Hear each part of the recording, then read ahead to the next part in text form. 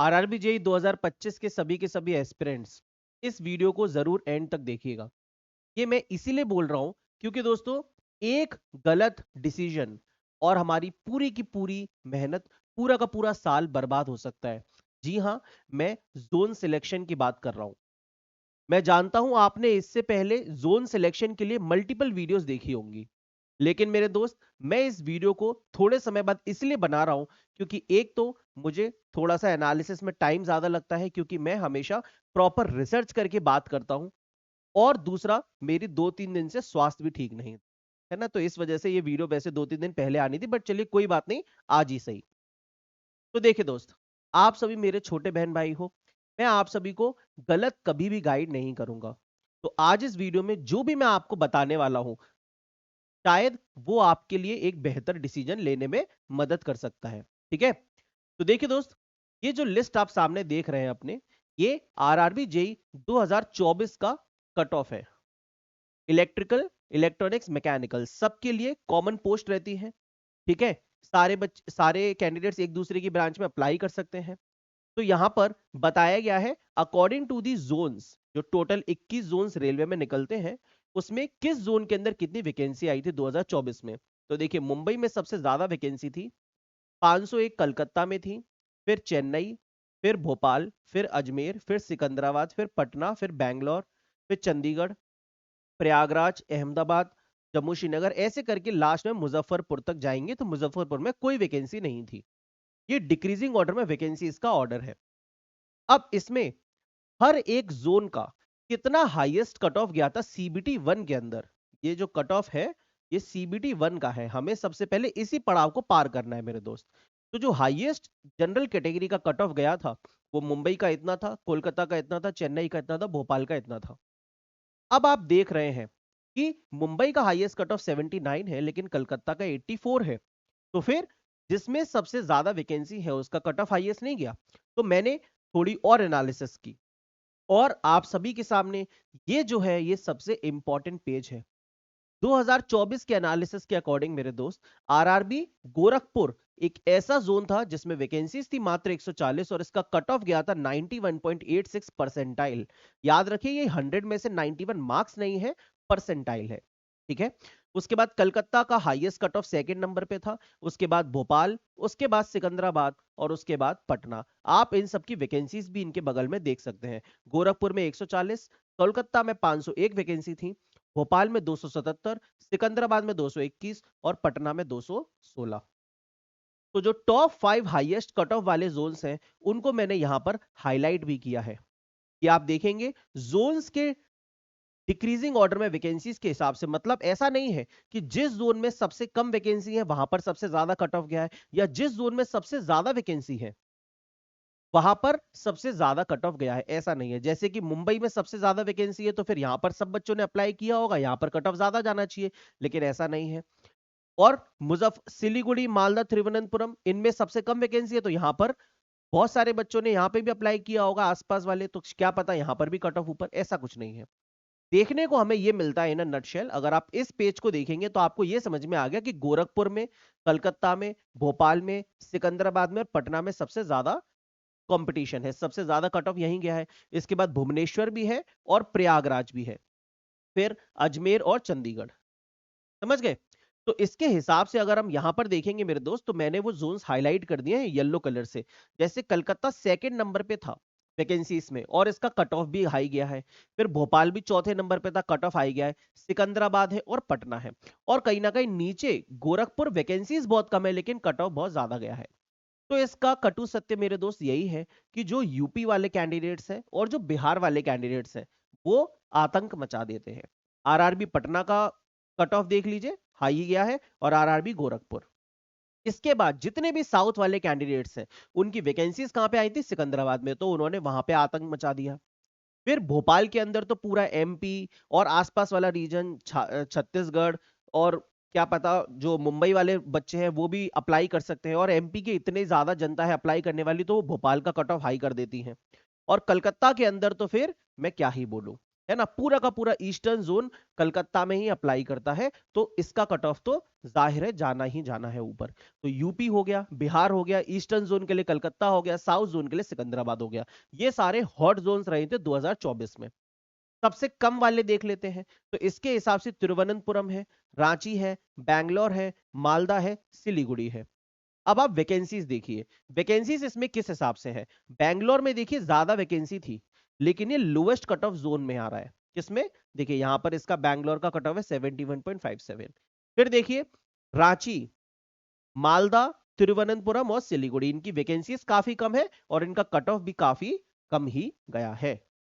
तो बैंगलोर एक ऐसा जोन रहा है मेरे दोस्त जिसमें वैकेंसी ज्यादा थी, बट फिर भी कट ऑफ उसका कम गया। ठीक है ना, क्योंकि जितने भी नॉर्थ वाले कैंडिडेट्स हैं वो जनरली बैंगलोर में अप्लाई नहीं करते हैं। क्यों, क्योंकि वो अपने घर के पास में रहना चाहते हैं, इस वजह से। ठीक है ना, चलिए अब बात करते हैं 2025 की। आपको ये 2024 की पिक्चर समझ में आई। मुझे ये डेटा इकट्ठा करने में, कट ऑफ निकालने में, हाईएस्ट कट ऑफ बनाने में बहुत समय लगा। ये कहीं से कट कॉपी पेस्ट तो है नहीं। आपको कोई भी वीडियो, जितनी भी आपने सेफ जोन की वीडियोस देखी होंगी, कहीं पर भी ये एनालिसिस नहीं मिलेगी। क्यों, क्योंकि ये मेरी खुद की एनालिसिस है। लेकिन मुझे लगता है कि इस वीडियो को देखने के बाद कई सारे चैनल्स पे आपको ये सारा डेटा दोबारा से जरूर देखने को मिल जाएगा। कई बड़े बड़े नाम वाले चैनल सीधे के सीधे मेरी वीडियो को कॉपी करते हैं। कोई बात नहीं, सच सबके सामने कुछ दिनों में आ ही जाएगा। अब बात करते हैं 2025 की मेरे दोस्त। देखिए 2025 के अंदर ये electrical, mechanical, signal and telecommunication, store, track machine, total मिला के इलेक्ट्रिकल, इलेक्ट्रॉनिक्स और मैकेनिकल की जो वैकेंसीज है जोन वाइज, उसका ऑर्डर है कि मुंबई में सबसे ज्यादा वैकेंसीज है, कलकत्ता में दूसरे नंबर पे, फिर चेन्नई है, प्रयागराज है, रांची है, सिकंदराबाद है, जम्मू है, गोरखपुर है, अहमदाबाद, गोरखपुर, बेंगलुरु, चंडीगढ़। ये डिक्रीजिंग ऑर्डर में आपको वैकेंसीज दिख रही हैं। आपको इसमें अपने ब्रांच की वैकेंसीज नहीं देखना है। क्यों, क्योंकि आप लोग ऑलरेडी दूसरी ब्रांचेस पर भी एलिजिबल हो, तो आपको टोटल वैकेंसीज देखना है। तो जोन के अंदर अगर देखेंगे, सबसे ज्यादा कलकत्ता में वैकेंसीज है, और इस बार कलकत्ता आपका फिर से डेंजर जोन जरूर बनेगा। उसके बाद मेरे दोस्त मुंबई है। मुंबई में वैकेंसीज इस बार भी ज्यादा है, लेकिन मेरे दोस्त मुंबई का कट ऑफ फिर से इस बार कम ही जाएगा। ये हिस्ट्री रही है और ऐसा ही रहता है। इसके बाद आप चेन्नई देख लीजिए, ये भी एक सेफ जोन कहलाएगा। ठीक है, फिर प्रयागराज है, रांची है, सिकंदराबाद है, जम्मू है, गोरखपुर है, बेंगलुरु है, अहमदाबाद है। तो मैंने क्या किया है, मैंने अपनी एनालिसिस की है थोड़ी सी और एक्स्ट्रा, और आप सभी के लिए टॉप 5 to 6 सेफ जोन्स लिखे हैं। जो भी स्टूडेंट है, देखिए जो फ्रेशर है, मैं एक स्टूडेंट की तरीके से अगर देखूं, तो इतनी ज्यादा अगर उसने वीडियोस देख ली है तो सर चकरा जाता है, समझ में नहीं आता साला डिसीजन क्या ले, कौन सी चीज सही रहेगी। क्या मैं अपने घर के पास में रहूं, उसके लिए ज्यादा फाइट करूं, या फिर मेरे को बस नौकरी चाहिए, इसके लिए मैं दूसरा दूसरा दूर वाला जोन भी भर दूं, बस मेरे को नौकरी मिल जाए। तो बहुत कंफ्यूजन होता है।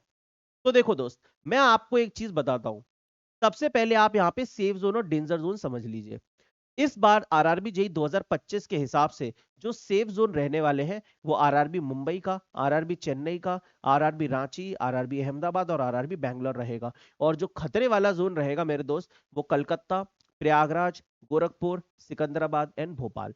ये 5 जोन सेफ है और 5 डेंजर जोन है। अब सर हम कौन सा फिल करें, हमारे हिसाब से बताइए।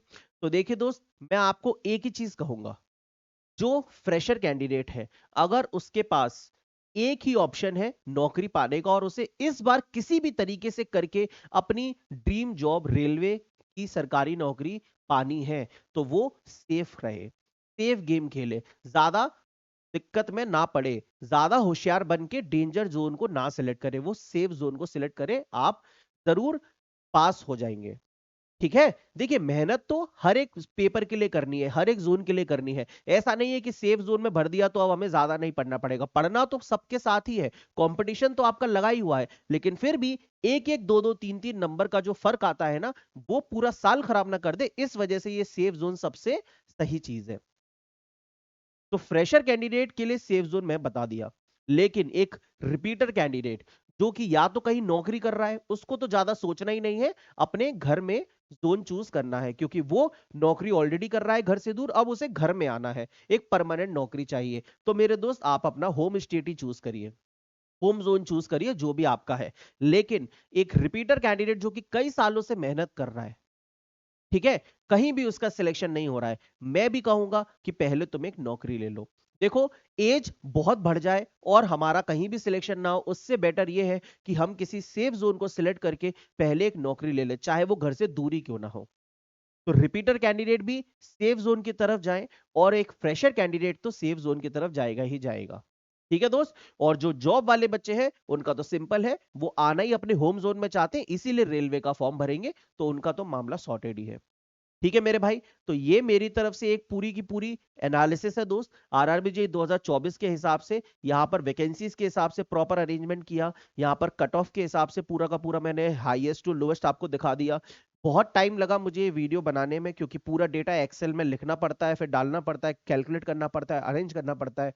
उसके बाद फिर मेरा खुद का एक्सपीरियंस है, उसके हिसाब से मैं आपको ये सब चीजें बता रहा हूं। अगर दोस्तों आपको मेरी ये मेहनत पसंद आए तो आप जरूर वीडियो को लाइक कर दीजिएगा, और कमेंट करके आप अपना जोन मुझे बताइएगा कि आप लोग कौन सा जोन चूज करने वाले हैं।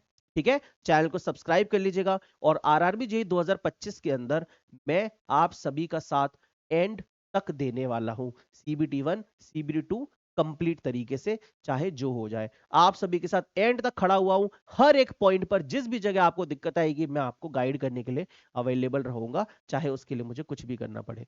समझ गए मेरे दोस्त। और यूट्यूब पर ही पूरी की पूरी गाइडेंस मिलेगी। क्लियर है? सब्सक्राइब करिए, इस वीडियो को लाइक करिए, और आगे कौन से टॉपिक पर वीडियो चाहते हैं, या किस टॉपिक में दिक्कत आ रही है, किस चीज में दिक्कत आ रही है, मैं आपको अपने एक्सपीरियंस से पूरी तरीके से एकदम सच्चाई के साथ सजेस्ट करूंगा।